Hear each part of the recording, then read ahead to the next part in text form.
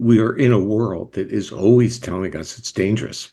And it's always telling us that others, the stranger, is dangerous. And our nervous system really is a fast learner.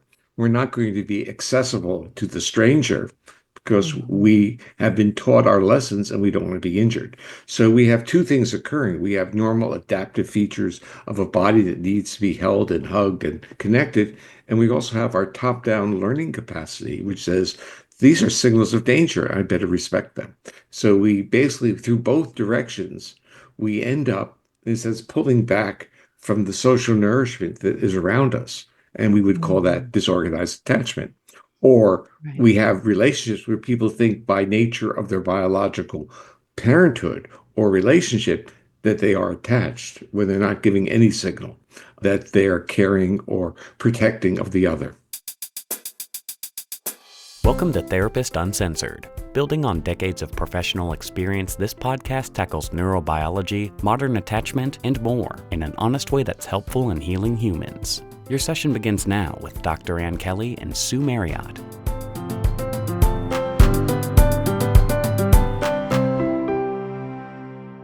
Hey there, it's been a while since I've talked to you all about one of my very, very favorite sponsors.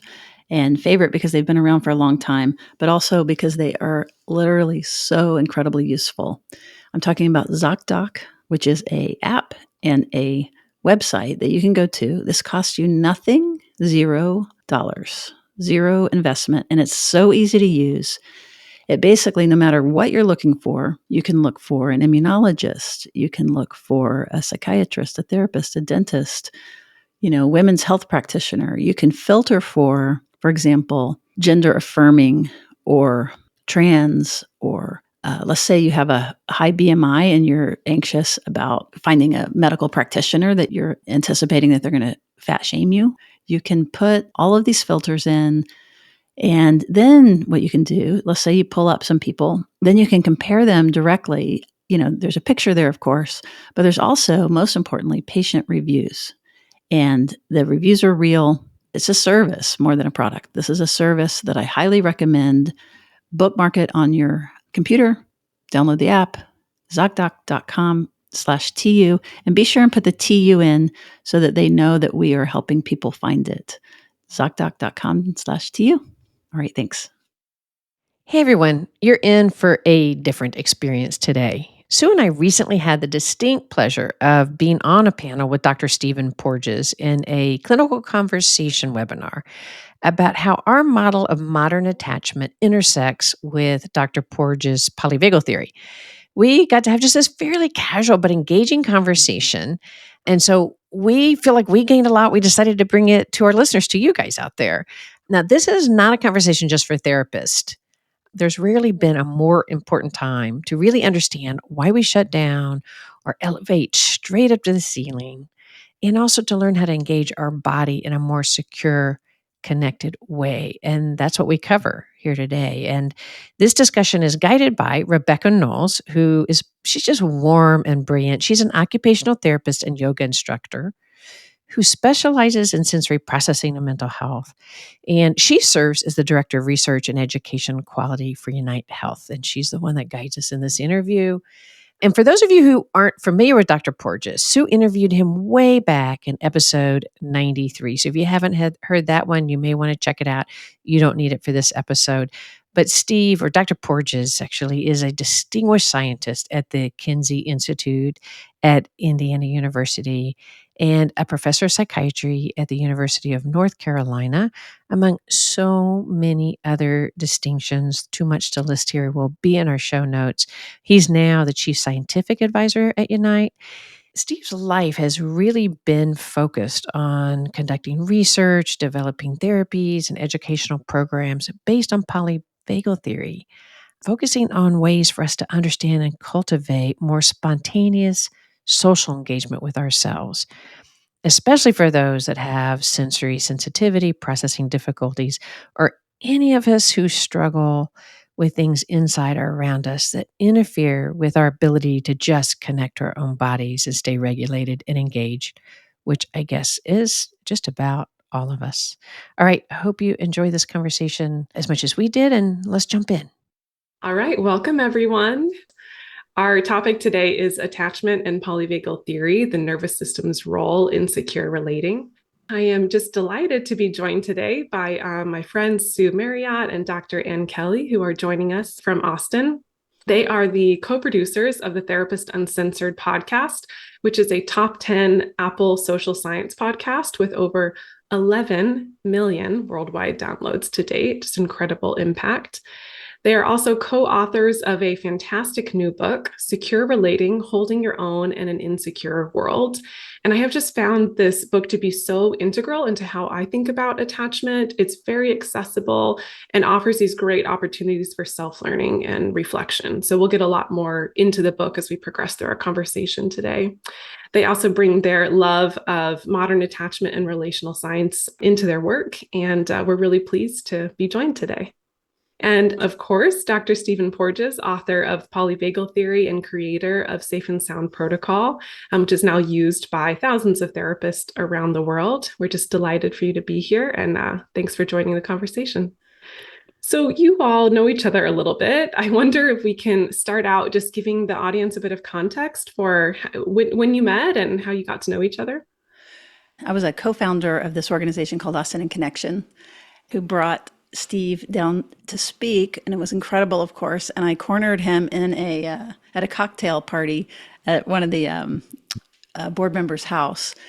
He was delightful and answered all my questions. And the questions I was asking, I've received 1,000 times since then. One of them was actually after learning about oxytocin, because it was like, yes, so you flip your lid, but then what? How do you turn it off, down or off? But anyway, it was kind of a joke about, can we put it in the water, or, can we spread oxytocin? And he mentioned the work of his wife, Dr. Sue Carter. So later with the podcast, we actually had each of them on and got to deep dive with the pioneer of the study of oxytocin, which was amazing. The other thing was that he was kind enough to read a very early chapter of the book and eventually endorsed it and was an early endorser. And I cannot tell you how much it meant to us. It was just absolutely beautiful. I think you also sent me some cookies. Right? That was after the endorsement. Oh. The cookies were really good. I haven't forgotten. Wonderful. I'm so glad you got them. So yes, there's been a weaving in over the years, actually many years. And your work has just impacted us so much. It's been a foundation. You were a very early guest on our show and just have always been such a supporter. And we have worked really, really hard to be one of the many, many people that translates some of your incredible research and learning to the world. And I'm very excited to hear more about what you all are doing with Safe and Sound Protocol. So we've mentioned the podcast just a couple times already. I wonder if you can share a little bit more about the birth of Therapist Uncensored and maybe origin stories. Well, actually, it's kind of funny. It kind of dovetails to this story. And that is, I was at that conference when you came to Austin. It was so inspiring and learned so much. In fact, a funny little anecdote is that when Sue bought me that book as a gift, it was so funny. I was so excited. She knew I'd be so excited. We knew, by the way, Sue and I are married. It was an early courting ritual. We knew. We knew that we were going to bond, that she knew I'd be super excited about the book. But the truth be told, being so influenced by people like Steve and Dan and all of these individuals that were coming to Austin to do trainings, or we would go there, Sue and I felt we started, developing our model that's in the book before we started the podcast, but it kept developing and developing. And we really realized how much it impacted our practice and us personally.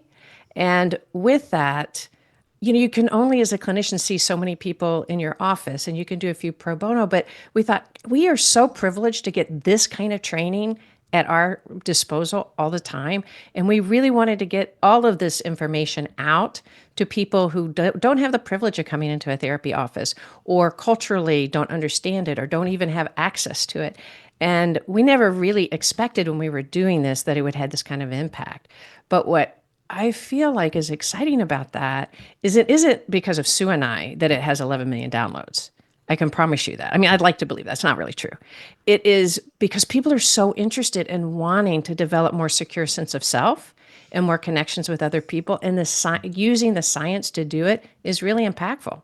And so it grows that way. And it's such an honor to be able to do it.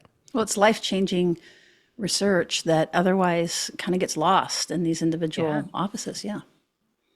And you mentioned just a minute ago, Dan, and you're referring to Dan Siegel and interpersonal neurobiology, right? Which is, along with polyvagal theory, kind of one of the foundational theories or approaches that's integrated into the book. Let's talk about attachment. Maybe you can share a little bit about your understanding of the history of attachment and some of the early theories and how that is kind of has evolved and the way that modern attachment is presented in the book. We've got a big deep dive chapter on it where we call it the coming of age story of attachment, and kind of go through the different stages of it. And, from developmental attachment to the internal working model to the adult attachment, all the way through, and help people understand some of the differences, because a lot of times people, when you hear attachment, everybody thinks something and we all think we're thinking the same thing. And in fact, depending on your discipline, depending on, the kind of research that you're reading, it'll say attachment style, it'll say, so it can be actually kind of muddled and confusing.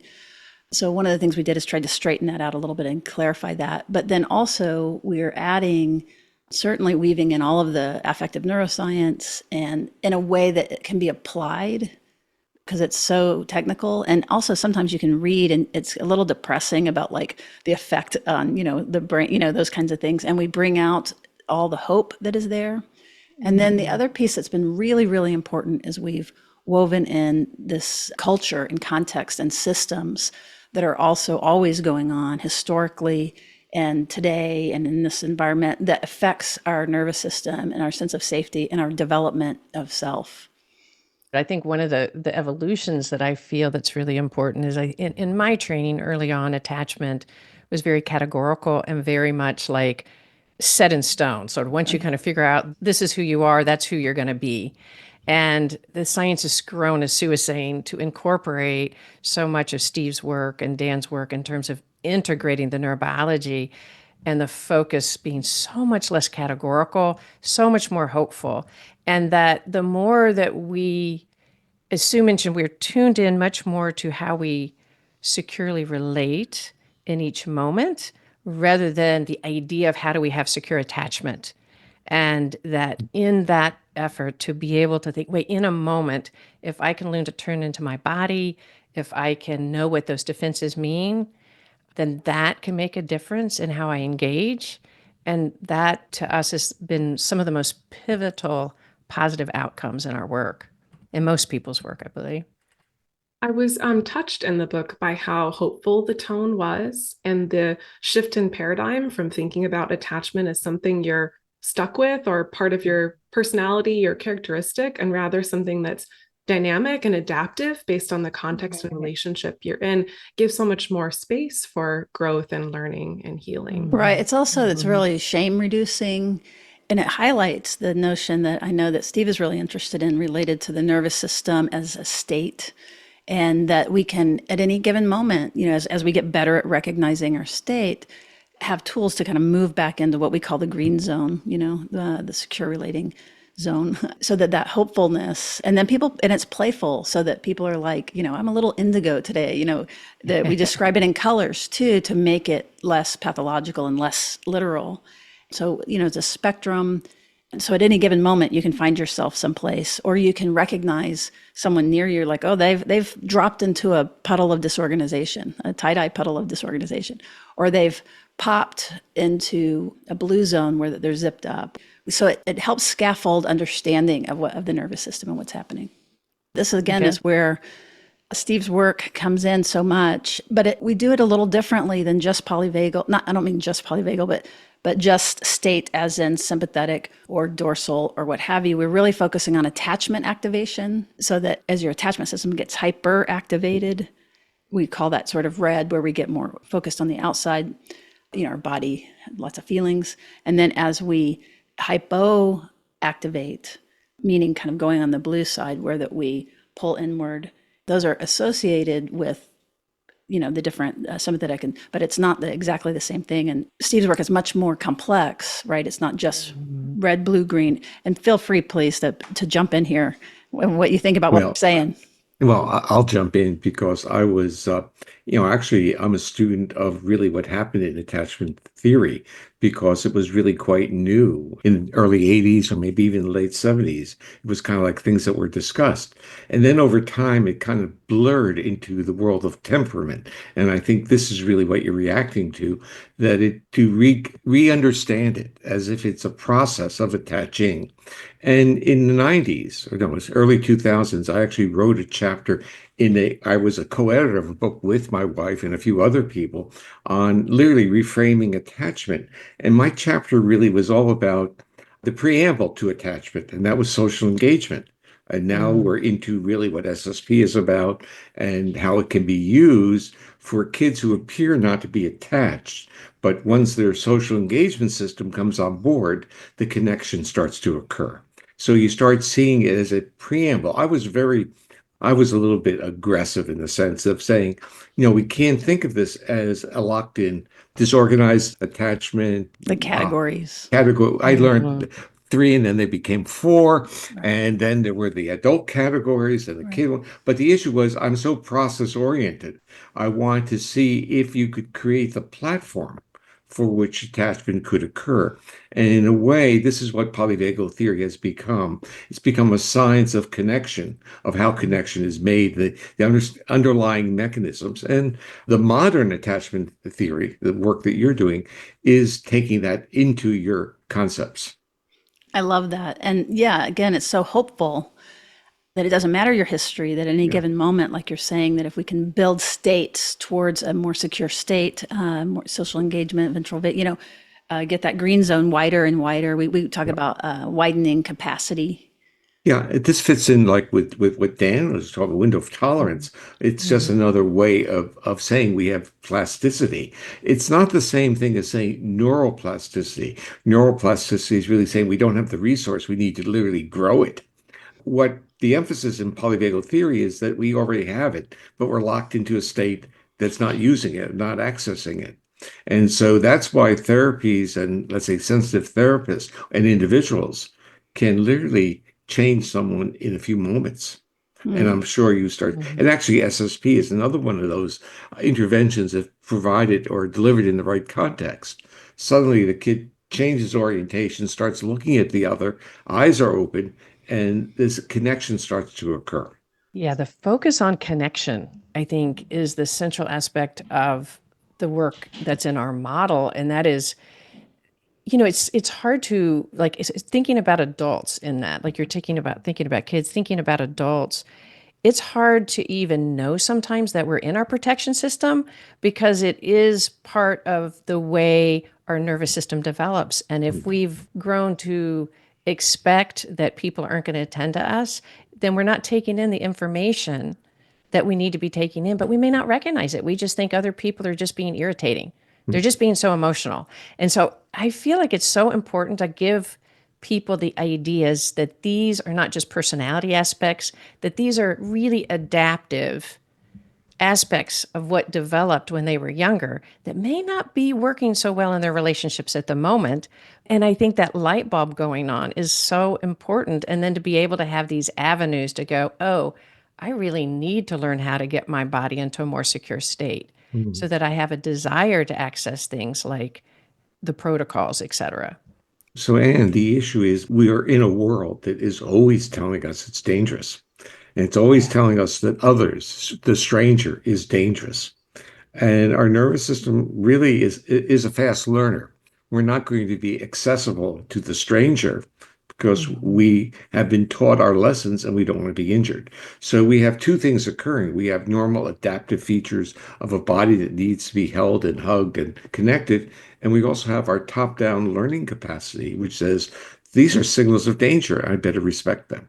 So we basically, through both directions, we end up, in a sense, pulling back from the social nourishment that is around us. And we would call that Mhm. disorganized attachment.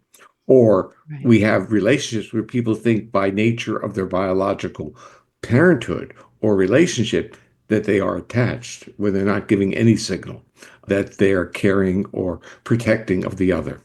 Something that you said was that first the state has to happen and then the Yeah. connection happens. Is that right? Right. If we're, in a sense, triggered into a defensive state, there's nothing to work with. Or say there's nothing attractive, there's nothing accessible. And we can even use this term attractive, not meaning in terms of beauty, but something that our body feels attracted to. And that's part of what connection and attachment is about. That's just lovely. I love the language that you use for sure. Mm-hmm.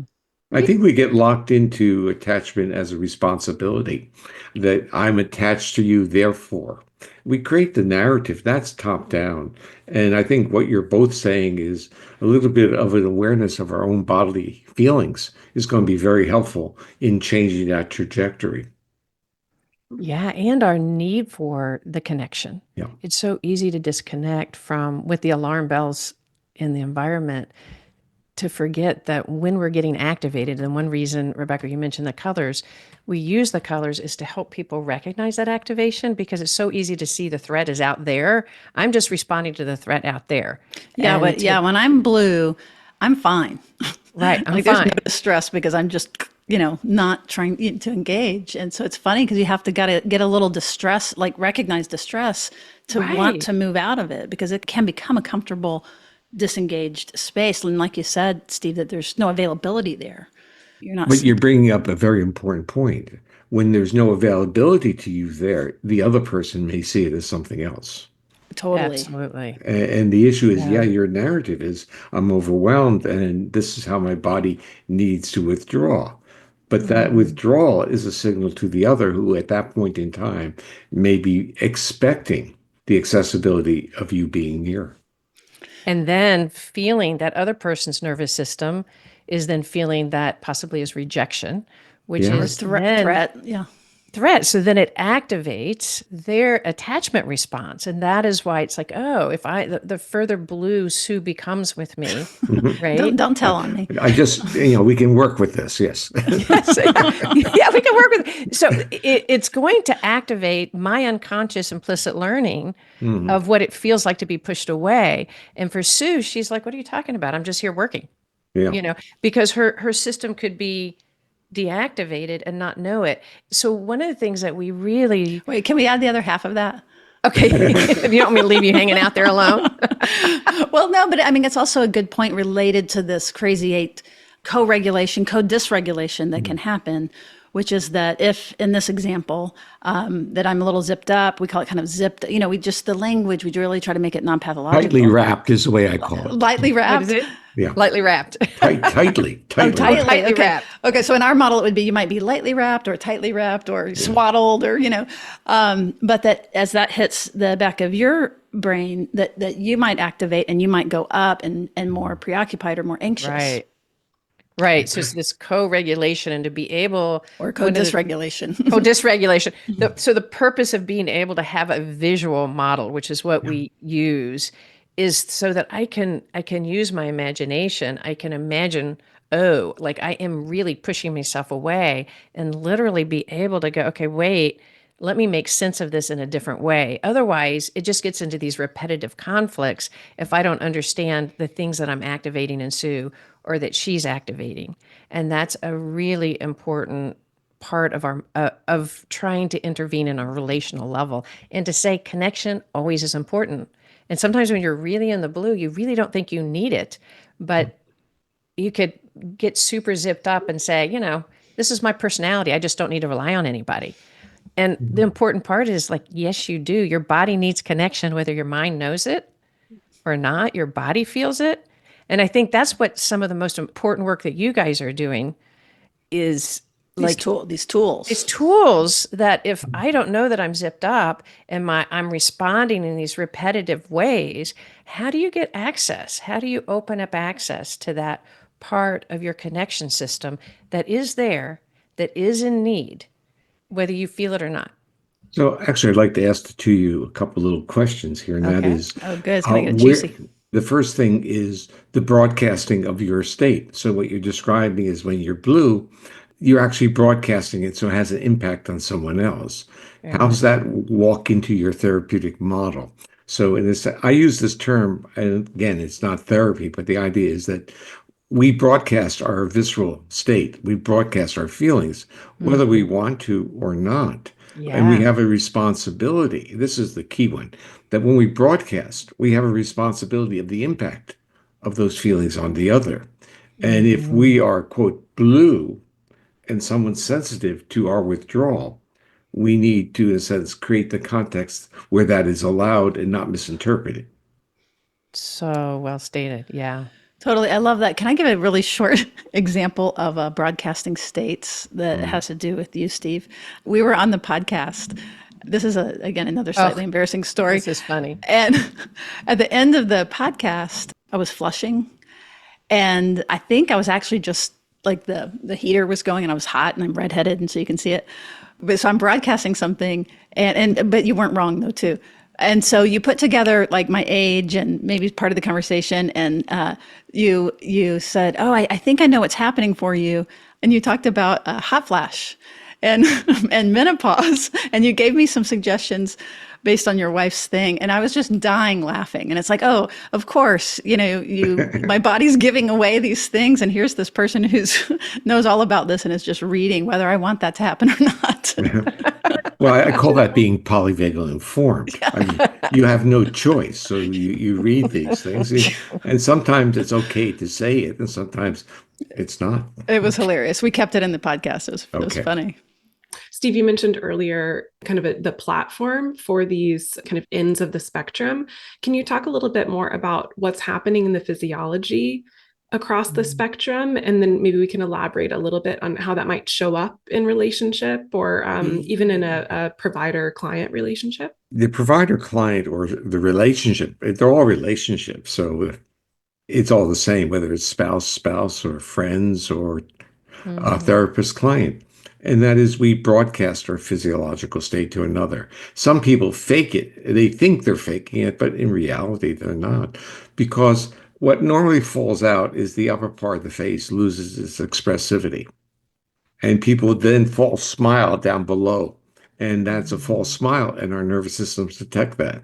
But when people are exuberant and the upper part of the face is glowing, we say, oh, what an attractive person, because we're attracted to that. That is part of the social engagement system and the ventral vagal complex. The nerves that regulate the muscles of the upper part of the face also are involved with the regulation of the vocal intonation, meaning if our voices are more melodic. And of course, we've all experienced people whose voices are not melodic. And we say, whoa, what's wrong? What's going on there? Even though the words may be conveying expectations, but the intonation isn't. And then the other part, this is where SSP comes in. When the voice and the face show, in a sense, defensiveness, a reduction of the control from that ventral vagal complex, the middle ear muscles shift and now they detect low frequency predator sounds. So we're now prepared to jump out of our skin and run or fight or claw our way out. And you know what we don't hear? We don't hear the words of the other person.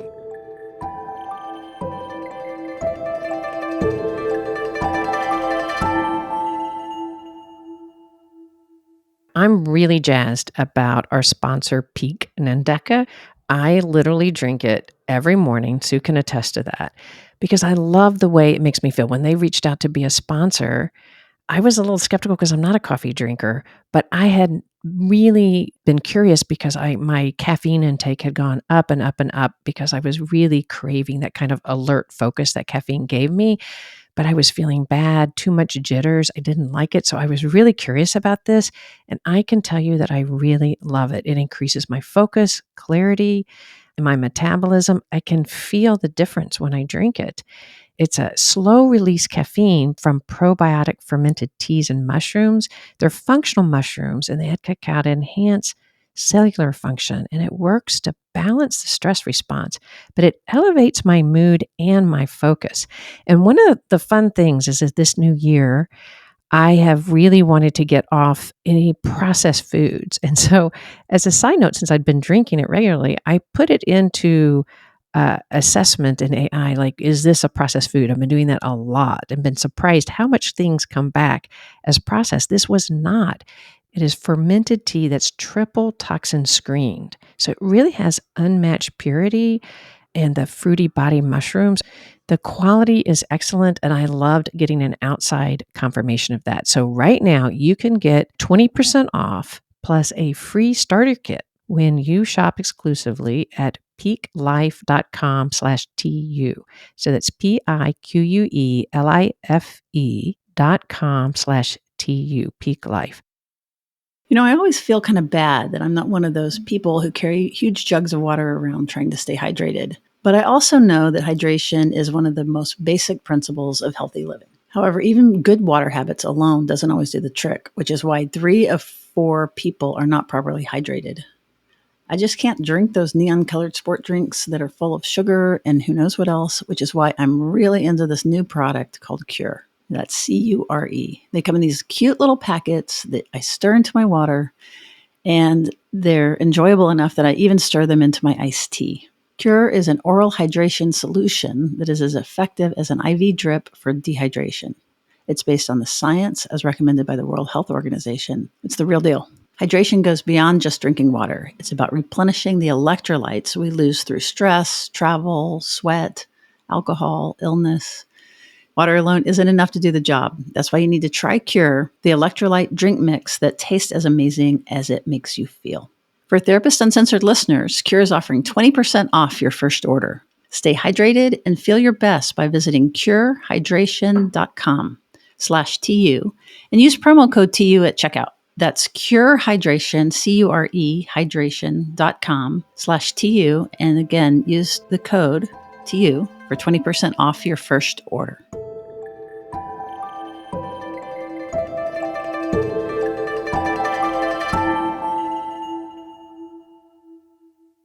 Another element of the model in the way that we've kind of, again, we try to conceptualize these complex things in simple graphics or what have you. We use the idea of sunglasses.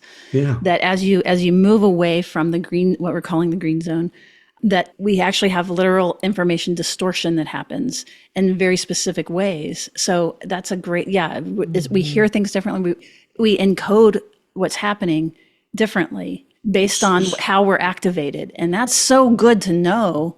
Okay, so I have a question, even since you two are a gamesy couple.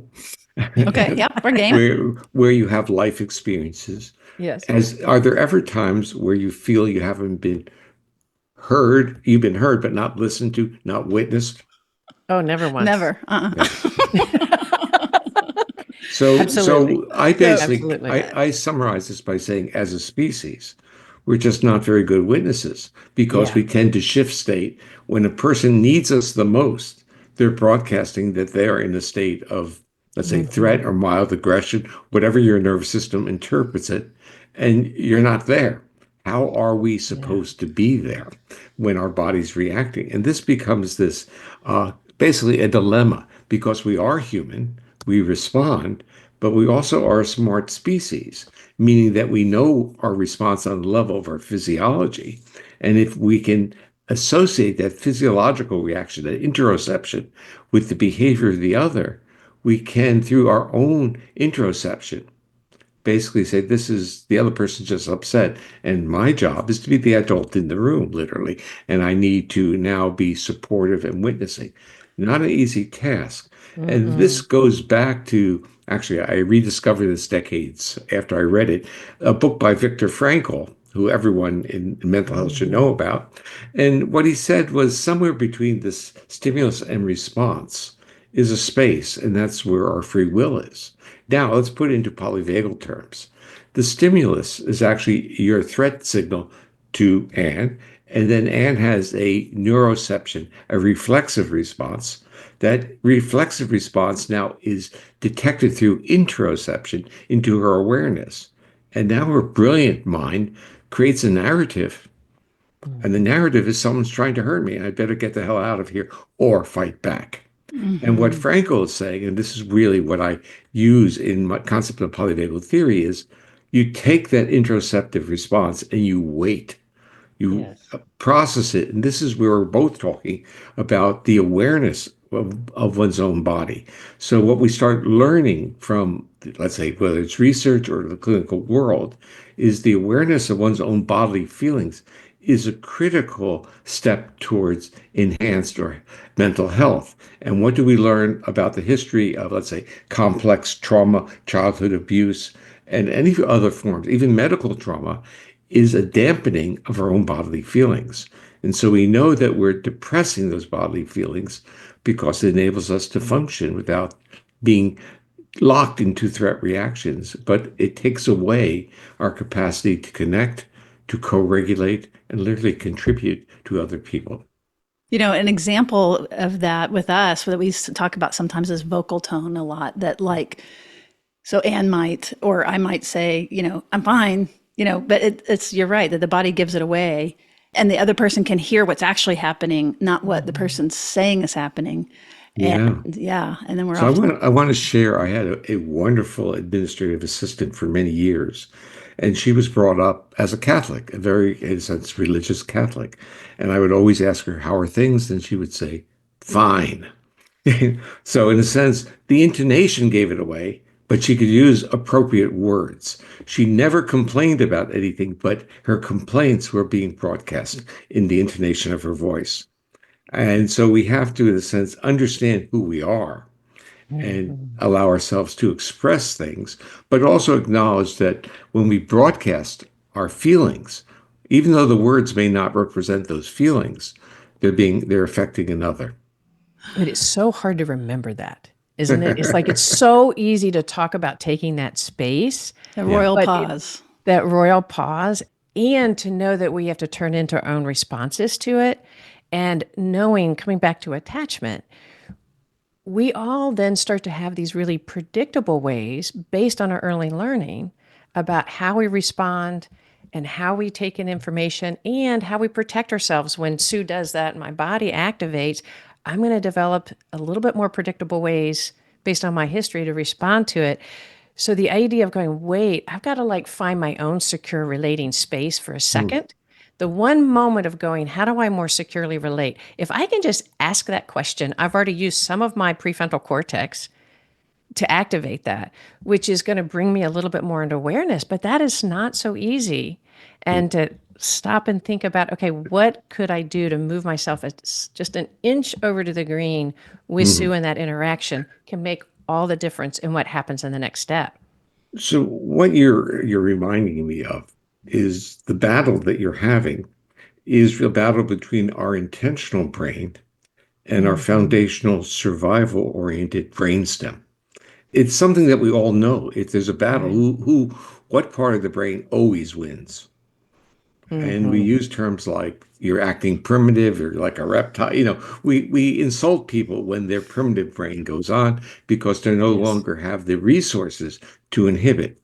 Then we flip this over into a neurobiological model and we start understanding that our cortex is not always our best Mhm. friend.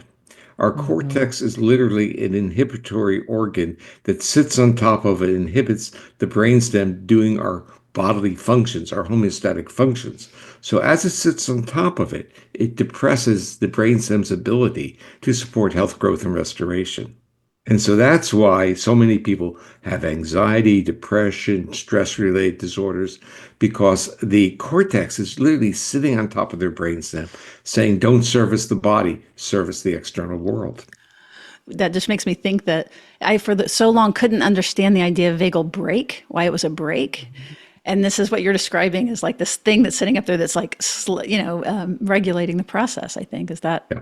Well, the the way? vagal brake is really a positive inhibition. Right, right. Yeah, it's That you want allowing the break. you want this ability to turn off these, let's say, more sympathetic defense systems. So the vagal brake, literally, I view it as this. You would use it in the clinical term like saying a container. You're now with this Good word. container, you can function in the world. And I basically elaborate more on it. I call it vagal efficiency because it gives you the flexibility of turning on and off the brake, enabling you to move literally with more metabolic output without necessarily sympathetic excitation.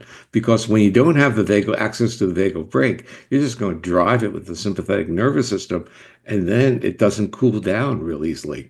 Mhm. Want to shift us a little bit more into the how.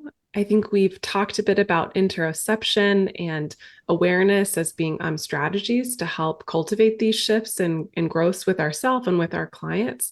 I wonder, maybe, Anne, if you want to say any more about that or other techniques or approaches that providers can use to help cultivate that with their clients. And then maybe, Steve, you'd like to share a little bit about listening therapies and safe and sound protocol and other ways to maybe access clients who are a bit stuck in that shift.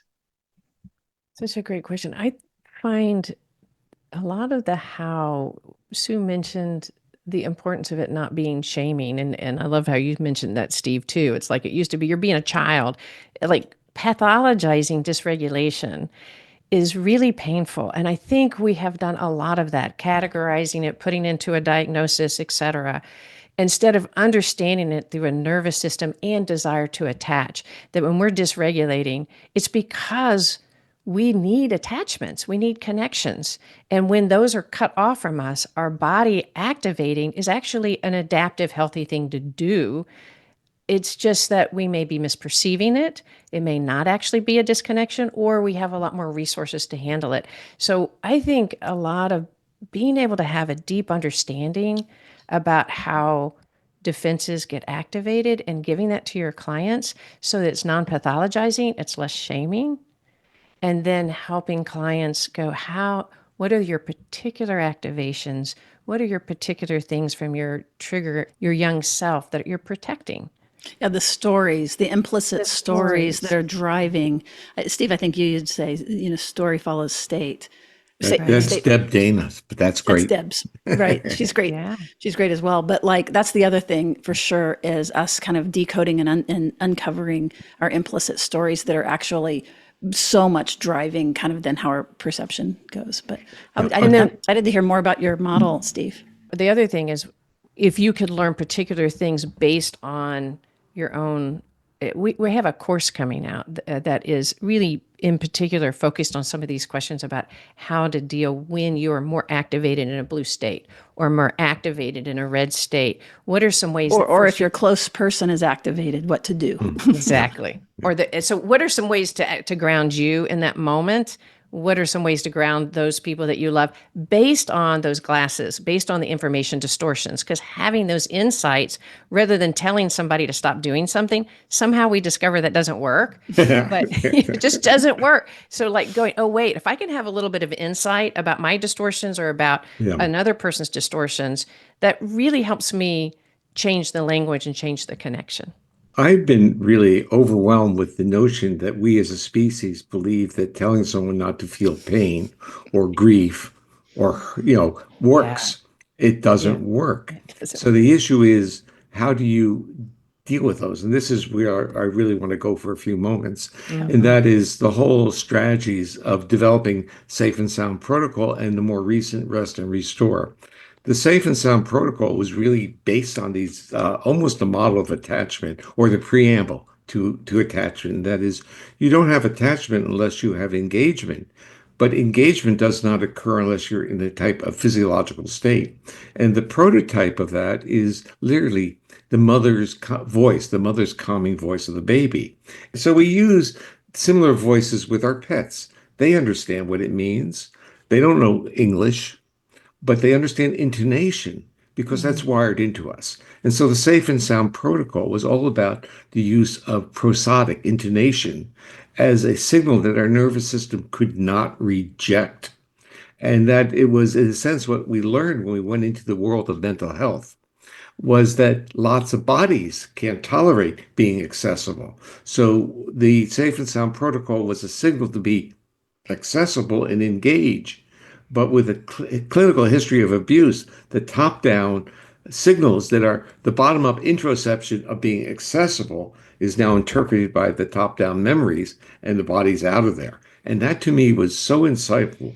But it also taught me that most people have the potential to be accessible, and that the defensiveness is a secondary reaction to a learned vulnerability. And so that's how the clinicians taught me that through titration, they got people into these states, and then the states just expanded and they start to have that type of process. So the Safe and Sound protocol was to promote literally.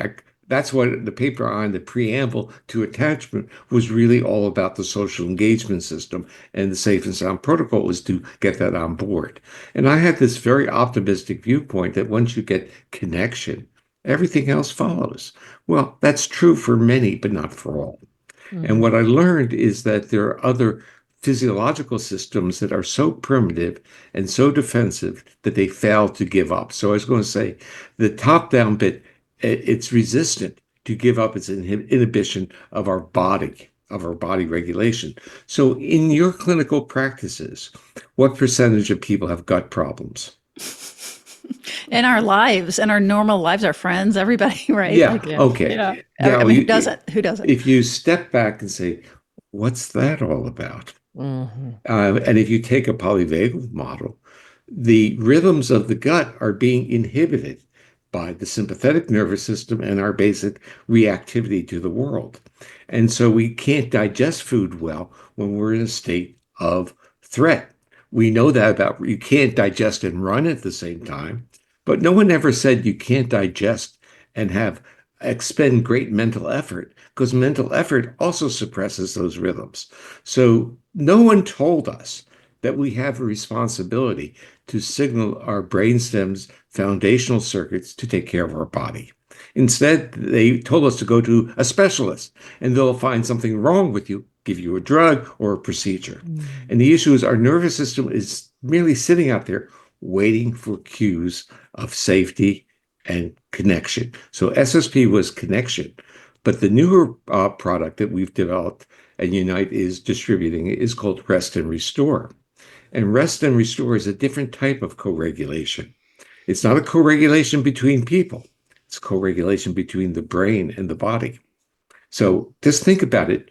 Do you have a moment, if you have reverberating thoughts of tasks to do, deadlines to meet, bills to pay, difficulties with children, to allow your body just to float, and for your cortex now not to be an inhibitory organ, but to be a creative, generative organ, creating ideas, solving problems, creating visualizations, what it is to feel good about life. We have to allow those signals to occur. And so what we did with this other product was to signal the body the rhythms that it normally has. So in a way, we are fooling the body that the organs are producing these rhythms, and now the brainstem is now enhancing the rhythmic control of these organs. So we know this is quite true because what happens with babies? How do you calm them down? You Yeah. rock them. Lullabies.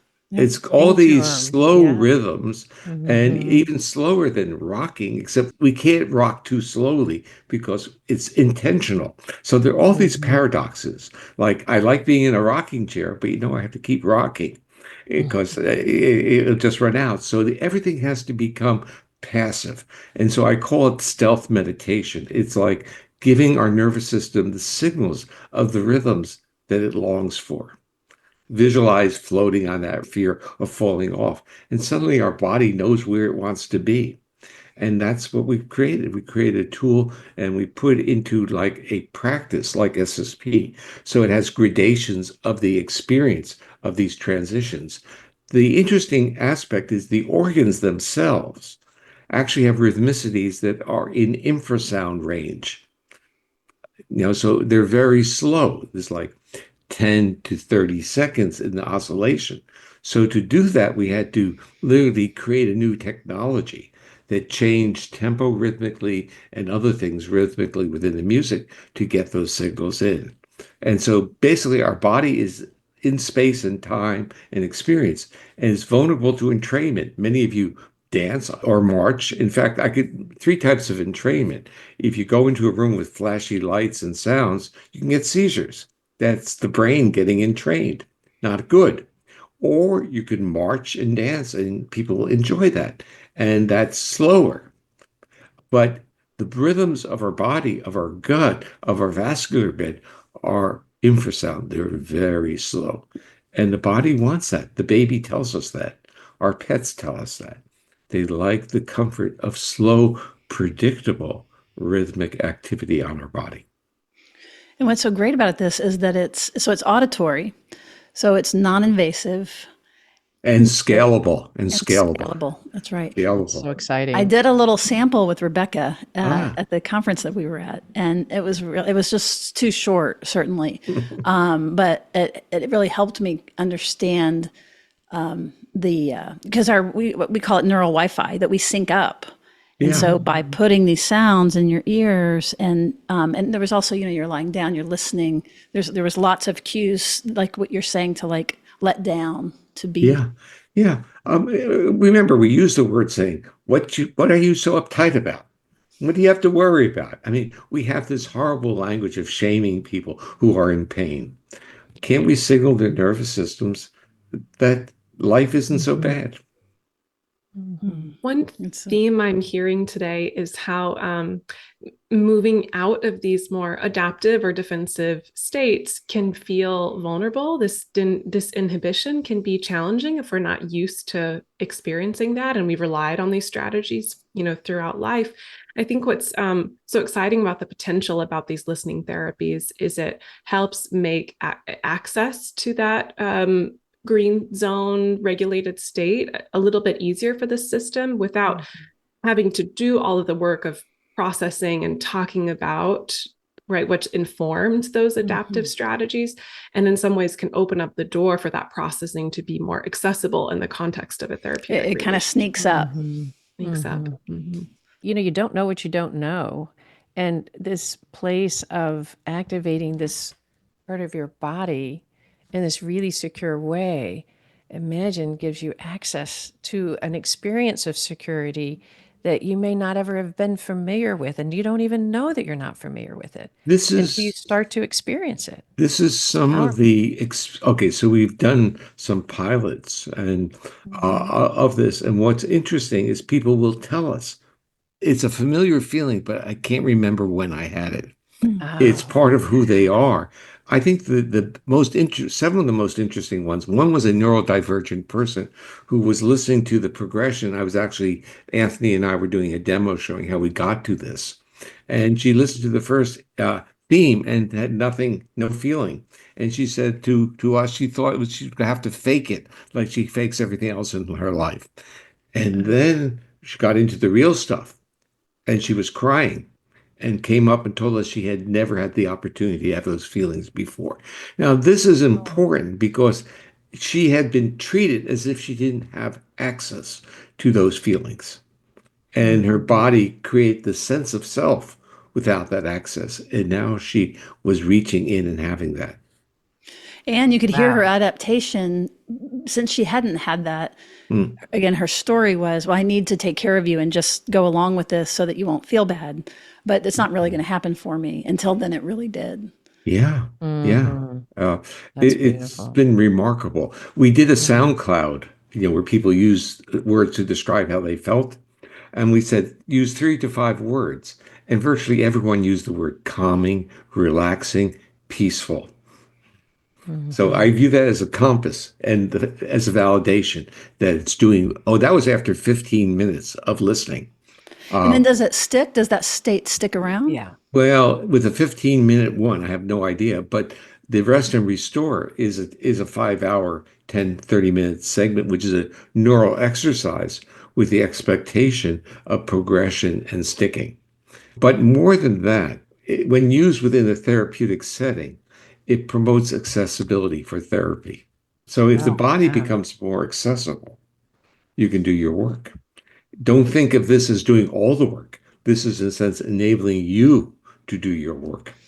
Brings It, down the natural defenses. It Yeah. just really, without you consciously even knowing it, it's just lowering that defense, which leaves you so much more open. I just wanted to give context for learners in the audience that we've talked about two different programs today, the Safe and Sound Protocol and Rest and Restore Protocol. And we've been offering Safe and Sound for many years and have a pretty rich understanding of the science and mechanisms and clinical outcomes. We are also still learning about the impact of RRP and have been undergoing a pretty rich clinical testing process over the last year. So for those that are interested in RRP, hang tight. We're hoping to share more and working towards launch in the spring. And I wonder, Steve, if you can say a little bit more about SSP and the ventral vagal connection and how SSP can help bring that engagement online, especially in the context of relationship. SSP was designed to stimulate the ventral vagal complex. So when it works, you hear changes in the voice, intonation, you see changes in the upper part of the face, facial expressivity, and you see changes literally in engagement behaviors. And examples of early in testing the model, I was working with a 42-year-old autistic adult. And he was basically listening to this. And initially, he would talk, he was 90 degrees. He would turn away from me while talking to me. And he goes through this for an hour a day. And on the fifth day, I walk into the room. He looks directly at me, face to face, to my eyes, puts his hand out and says, "Good morning, Dr. Porges." Now, when you have experiences, yes, yeah, you have this experience, then you realize that so much of the so-called neurodiversity view is a function of being locked into a physiological state. This is not necessarily changing his autistic features of how he thinks or sees the world, but certainly changing his autonomic state and his ability to relate to other people or other people to relate to him. And I think it's the latter where the signals of the face and the body are, in a sense, as we were saying, broadcasting and making it difficult for others to engage. But now with the shift in state, there's this engagement. I'm curious about application. This might be left, not a thing, but I think about the people with chronic fatigue syndrome, long COVID, things that where there's inflammation, nervous system inflammation. Is that in the ballpark here of? Oh, very close, because inflammation is just another attribute of a defense reaction. It's to a pathogen. With long COVID, one can see the whole array of autonomic shifts as well as inflammatory shifts. And there's actually a book written by, I think it's Sally Riggs, is that correct, Rebecca? On using SSP in long COVID. So there are several providers of SSP working with people with long COVID to try to pull in that ventral vagal complex again. We are just about at the end of our time today. So I think we'll need to wrap here. I just want to thank you both for joining today, being so engaged and active in this conversation. And I wonder, Sue and Anne, if you'd like to direct the audience to find you, any particular place, website, podcast. You want to tell them about the course? We have a course going through the model and giving ideas to help us basically securely relate on a moment-to-moment basis. So that's it's called Beyond Attachment Styles, Building Security in Adult Relationships. You can find that on our website. Yep, under events. Another resource is our book, which we mentioned, Secure Relating, Holding Your Own in an Insecure World. And you can get that free on Spotify. And Anne reads it, and it's lovely. She's got a fantastic voice. So if you're interested in learning more, please feel free to email us. You can email us at contact@unite.com. Thanks so much. Thank you, Taryn. Thank you, Steve and Sue. Wonderful conversation. What a delight. And I hope we have more of this in the future. Wonderful. Thank you. Very fun.